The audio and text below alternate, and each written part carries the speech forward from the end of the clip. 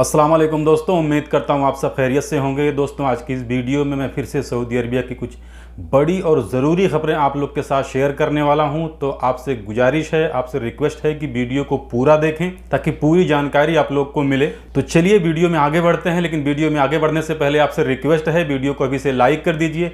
Channel को अभी तक आपने सब्सक्राइब नहीं किया है तो चैनल को सब्सक्राइब करके बेल आइकन को प्रेस कर लीजिए ताकि कोई भी वीडियो जब मैं अपलोड करूँ तो उसका नोटिफिकेशन आपके पास पहुंच जाए। तो आज की सबसे पहली और बड़ी खबर यह है कि रियाद पुलिस ने कल एक अफ्रीकन को गिरफ्तार किया है जो रियाद के अंदर एक अपार्टमेंट में जाली नोट बनाने का अड्डा बनाया हुआ था। सऊदी अरबिया के अंदर भी जाली नोटों का कारोबार करने वाले करते हैं, क्योंकि मैं भी एक बार इनका शिकार होते होते बचा हूं। आगे की न्यूज़ मैं आप लोग को बताता हूं, लेकिन उससे पहले मैं आप लोग को बता दूं कि मेरे साथ क्या हुआ था।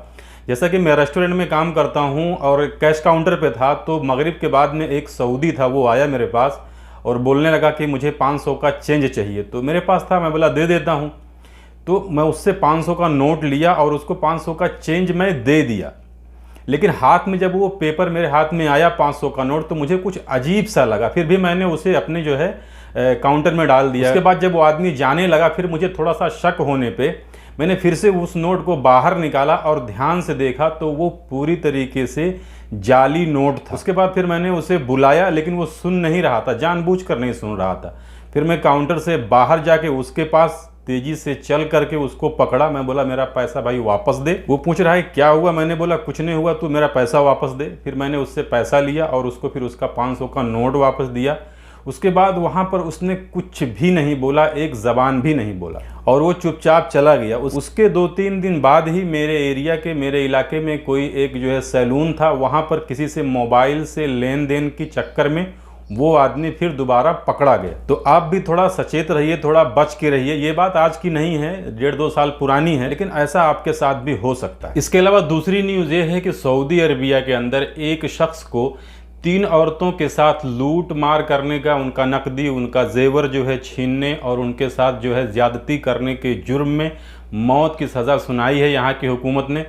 और भी न्यूज़ थी इस हवाले से, 2-3 न्यूज़, लेकिन मैं एक आप लोग को भी फिलहाल बता रहा हूँ। तो इसमें इन्होंने बताया है कि ये शख्स जो है ये नशीली दवाएं भी लेता था और कुछ औरतों के साथ इसने ज्यादती भी की थी, जिसमें 3 औरतों का जो है इन्होंने जेवर वगैरह, मोबाइल वगैरह भी इसने लूटा था। तो इसी के जुर्म में इसे जो है यहाँ की हुकूमत ने सजाए मौत की सज़ा सुना दी। इसके अलावा सऊदी अरबिया के हज और उम्रा मिनिस्ट्री की तरफ से एक बयान आया है कि अब बिना महरम के उम्रा करने वाली औरतों को भी वीज़ा दिया जाएगा, उम्रा वीज़ा यानी दिया जाएगा। लेकिन इसमें इन्होंने कुछ शर्त रखी है कि औरत का उम्र कम से कम 45 साल से ज़्यादा होना चाहिए।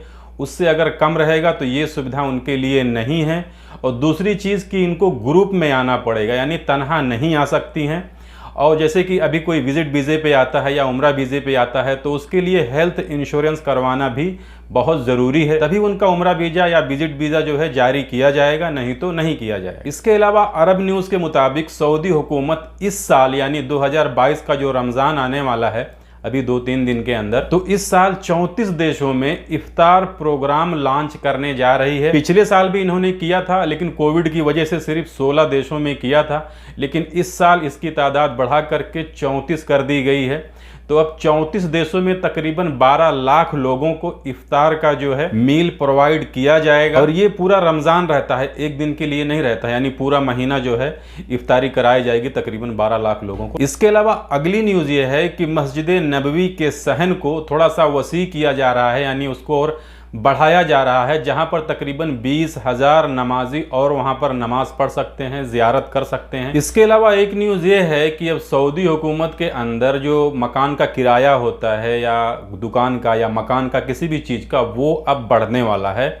ये हुकूमत की तरफ से कहा गया है, वजारत बलदिया की तरफ से ये कहा गया है कि अब जो नया एग्रीमेंट बनाएंगे मकान मालिक, उसमें जो है वो किराया बढ़ा सकते हैं। दोनों पार्टियों का जो एग्रीमेंट होता है, यानी किराएदार और मकान मालिक की तरफ से जो एग्रीमेंट बनाया जाता है, उसको इजार नेटवर्क पे जो है रजिस्टर्ड कराना पड़ेगा। 7 दिन के अंदर अगर नहीं कराते हैं तो फिर वो 30 दिन के बाद दोनों पार्टियों में से किसी पार्टी को, चाहे मकान मालिक हो या किराएदार हो, दोनों में से अगर किसी ने रजिस्टर नहीं कराया तो 1 महीने के बाद में वो एग्रीमेंट रियल एस्टेट एजेंसी को वापस कर दिया जाएगा। फिर जब आप दोबारा बनवाएंगे, दोबारा करवाएंगे, तो आपको फिर से एग्रीमेंट बनाना पड़ेगा। उसके लिए आपको 2.5% रियल एस्टेट एजेंसी को कमीशन के रूप में, कमीशन के तौर पर देना पड़ेगा। तो खैर इस न्यूज़ से तो यही पता चल रहा है कि अब मकान का या दुकान का सबका जो है किराया बढ़ने वाला है। तो ये थी आज सऊदी अरबिया की कुछ ज़रूरी न्यूज़ जो मैंने आपके साथ शेयर कर दी। जानकारी अच्छी लगी है तो वीडियो को लाइक कर दीजिए। चैनल को अभी तक आपने सब्सक्राइब नहीं किया तो चैनल को सब्सक्राइब करके बेल आइकन को प्रेस कर लीजिए ताकि हमारे आने वाली अगली वीडियो का नोटिफिकेशन आपको मिले। मिलते हैं फिर अगली वीडियो में, तब तक के लिए इजाज़त दीजिए। खुदा हाफिज़।